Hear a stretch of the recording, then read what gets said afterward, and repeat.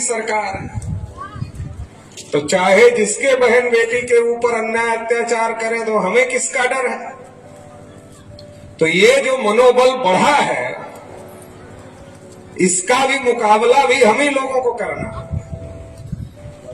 इसकी लड़ाई हमको संगठित रूप से लड़नी होगी। संत शिरोमणि रविदास जी की जयंती हम लोग मना रहे हैं तो संत शिरोमणि रविदास जी ने कहा कि ऐसा चाहो राज में मिले सभी को अन्न और छोटे बड़े सब सम बसे रविदास रहे प्रसन्न।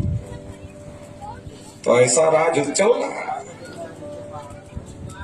जिस राज की कल्पना संत शिरोमणि रविदास जी ने किया था, बाबा साहब ने तो संविधान में वही लिख दिया कि ऐसा ही राज चलना चाहिए, सब बराबर हो, सबको सम्मान मिले, सबको अधिकार मिले, सबका पेट भरे। ये व्यवस्था तो बाबा साहब ने संविधान में लिखा, सबको अधिकार मिले। लेकिन क्या मिल रहा है? नहीं मिल रहा है। तो क्यों नहीं मिल रहा है? तो रविदास जी ने लिखा कि संतों विप्र मत पूजिए जो होए गुणहीन, पूजो चरण चंडाल के जो होए गुण परवीन। तो हमारे समाज के लोग क्या रविदास जी की बात मान रहे हैं? और अगर मान लेते तो जो लोग आज हमारे ऊपर अन्याय अत्याचार कर रहे हैं, जो शासक बने हैं, वो शासक ही नहीं होते तो अन्याय अत्याचार कैसे करते? रविदास जी ने कहा कि अगर ब्राह्मण गुणहीन है, ज्ञानहीन है, शीलहीन है, उसकी पूजा करने की जरूरत नहीं। पूजा उसकी करो। चंडाल भी हो अगर गुणवान है तो उसकी पूजा करो। तो तुलसीदास को ये बात हजम नहीं है। ब्राह्मण को बराबरी की बात कैसे हजम हो जाएगी? ये तो संभव है। तो तुलसीदास को ये बात हजम नहीं हुई तो तुलसीदास ने लिखा, पूजे विप्र सकल गुणहीन, शूद्र न पूजे गुण ज्ञान प्रवीण। मतलब विप्र मतलब ब्राह्मण अगर गुणहीन है, ज्ञानहीन है, शीलहीन है तो भी उसको पूजा करो। और शूद्र अगर कितना भी ज्ञानी है तब भी उसकी पूजा नहीं होनी चाहिए। तो हमारा समाज किसके रास्ते?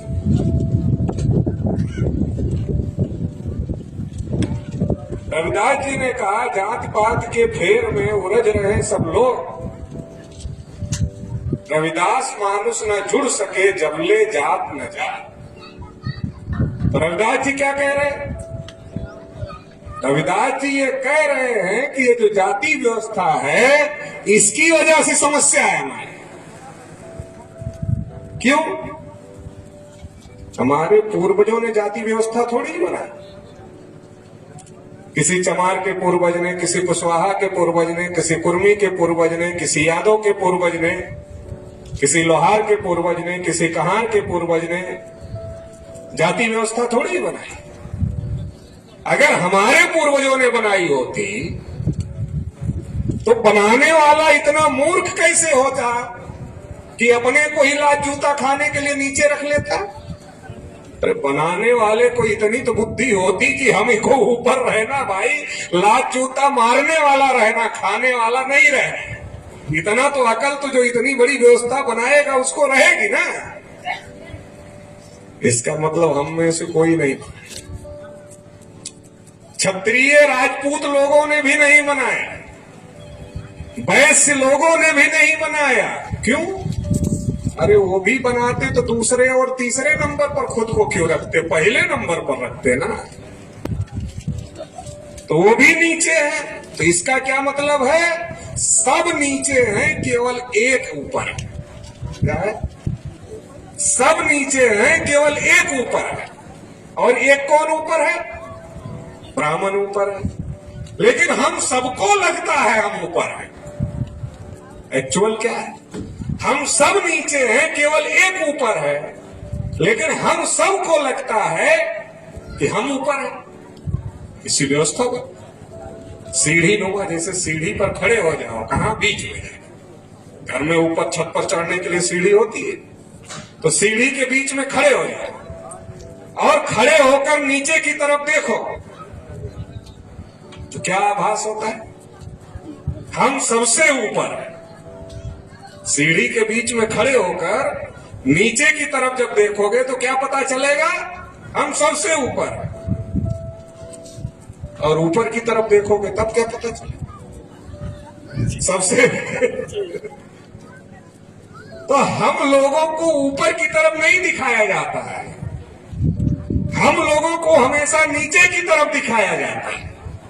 और जब हम सीढ़ी के बीच में खड़े होकर नीचे की तरफ देखते हैं तो हमको यह लगता है अरे हम तो ऊपर हैं, तो हमको इस जाति व्यवस्था का संरक्षण करना चाहिए, इस जाति व्यवस्था को बचाना चाहिए, क्योंकि हमारी जाति ऊपर है।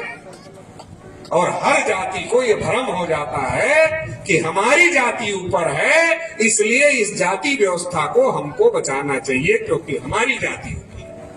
ये भ्रम में पड़े हैं और इस भ्रम की वजह से जाति व्यवस्था के जो शिकार लोग हैं वही इकट्ठा होकर जाति व्यवस्था को खत्म नहीं कर पा रहे। क्यों? क्योंकि हर आदमी को यह लगता है अरे हम तो ऊपर है, हमसे नीचे बहुत। यादव को लगता है हम ऊपर है, हमसे नीचे बहुत लोग हैं। कुर्मी को लगता है हम ऊपर, हमसे नीचे बहुत लोग हैं। कुशवाहा को लगता है हम ऊपर, हमसे नीचे बहुत लोग हैं। पाल को लगता है हम ऊपर, हमसे नीचे बहुत लोग हैं। चमार को लगता है हम ऊपर, हमसे नीचे बहुत लोग हैं। वाल्मीकि को लगता है हम ऊपर, हमसे नीचे बहुत लोग। तो ये जो लग रहा है ये इस व्यवस्था को खत्म नहीं होने देता है, क्योंकि सीढ़ी के बीच में खड़े होकर नीचे की तरफ देख रहे हैं। ऊपर की तरफ देख लो तो पता चलेगा एक ही ऊपर है, बाकी सब नीचे। जब एक ही ऊपर है, बाकी सब नीचे हैं, तो बाकी सब इस जाति व्यवस्था के शिकार लोग हैं। और जब सब इस जाति व्यवस्था के शिकार लोग हैं तो किसी को 2 लाठी पड़ रही है, किसी को 4 लाठी पड़ रही है, किसी को 8 लाठी पड़ रही है, किसी को 10 पड़ रही है, किसी को 15 पड़ रही है, किसी को 20 पड़ रही है। एक ऊपर वाले को छोड़कर बाकी सबको तो लाठी पड़ रही है। किसी को थोड़ा कम पड़ रही होगी, किसी को थोड़ा ज्यादा पड़ रही होगी। जाति व्यवस्था, वर्ण व्यवस्था के नाम पर अपमान एक को छोड़कर बाकी सबका है, क्योंकि जब इन लोगों ने वर्ण व्यवस्था बनाया तो सारा अधिकार अपने पास रखा और सबके अधिकारों में कटौती कर दी। और हम लोगों तक जब नंबर आया तो कहा तुम्हारा तो कोई अधिकार ही नहीं है, तुमको तो हमारी सेवा करना है। और अगर निष्काम भाव से सेवा करोगे तो अगले जन्म में तुम भी ब्राह्मण। तो मैंने कहा भाई हमारे पुरखे पूर्वज कई हजार साल से निष्काम भाव से सेवा कर। अरे भाई जो अनाज पैदा किया पंडित जी को मुफ्त में दिया, निष्काम भाव से पंडित जी है सेवा करना। जो दूध पैदा किया मुफ्त में दिया, जो दाढ़ी बाल बना रहा निष्काम भाव से बनाया, जो पानी भर रहा है निष्काम भाव से किया। नहीं किया, सारा सेवा का काम किया। करने के बाद ब्राह्मण हुए क्या? अब आप में से कुछ लोग पूछ सकते हैं अगले जन्म में हो गए होंगे, तो आप कैसे कह रहे हो नहीं हुए? अगले जन्म में आपको कैसे पता नहीं हुए? तो देखिए ओबीसी की आबादी है 52%, SC ST मिला लिया जाए तो 77-78% हो जाता है। माइनॉरिटी को छोड़ देते हैं क्योंकि वो तो सेवा नहीं कर रहे हैं, लेकिन इतने तो कर रहे हैं ना। हमारे बाप दादा पूर्वजों ने बहुत सेवा किया निष्काम भाव से। तो ब्राह्मणों की संख्या कम से कम 3.5% नहीं होती, बढ़ गई। अरे भाई जो अगले जन्म में जब अच्छा कर्म करेंगे इस जन्म में, अगले जन्म में ज्यादा ब्राह्मण पैदा होंगे तो ब्राह्मणों की संख्या बढ़ जाएगी, लेकिन वो 3.5% ही। तो अभी कुंभ से बाबा लोग ऐलान कर रहे हैं ज्यादा पैदा करो। वो सोच रहे होंगे कि विकास पटेल तो भाषण दे रहा है कि जब हमारे लोग निष्काम भाव से सेवा किए तो गए कहां, ब्राह्मण तो बने नहीं। तो उनको लग रहा है ज्यादा पैदा करके ही संख्या बढ़ा ले, विकास पटेल के जवाब दे दे। तो हमको ये समझने की जरूरत है कि ये जो जाति व्यवस्था, वर्ण व्यवस्था ब्राह्मणों ने बनाई, ये जाति व्यवस्था और वर्ण व्यवस्था ये किसी के भी समर्थन में नहीं है, कर्मिक असमानता के आधार पर है। इसलिए हम आपस में ही लड़ रहे हैं। लेकिन सही बात यह है कि ये सबको अपमानित करती है, सबको अधिकार वंचित करती है और सबके साथ अन्याय करती है। तो ये बात हमको अपने लोगों को समझाना है। अपने समय में रविदास जी यही बात अपने लोगों को समझाने की कोशिश कर रहे थे कि ये समझो, इसके चक्कर में मत पड़ो। लेकिन हम पड़े रहते, और जब हम पड़े रहते हैं तो इसका नुकसान हम ही लोगों को होता है। जो बात तथागत बुद्ध ने अपने समय में कही, वही बात रविदास साहब, कबीर साहब अपने समय में कह रहे हैं। और जो बात रविदास साहब, कबीर साहब अपने समय में कह रहे थे, वही बात जब बाबा साहब अम्बेडकर को संविधान लिखने का मौका मिला तो वो बात भारतीय संविधान में लिखने का काम बाबा साहब डॉक्टर अम्बेडकर ने किया और संविधान सौंपा। और जब संविधान सौंपा तो बाबा साहब डॉक्टर अम्बेडकर ने कहा कि आज से हम लोग दोहरे जीवन में प्रवेश कर रहे हैं।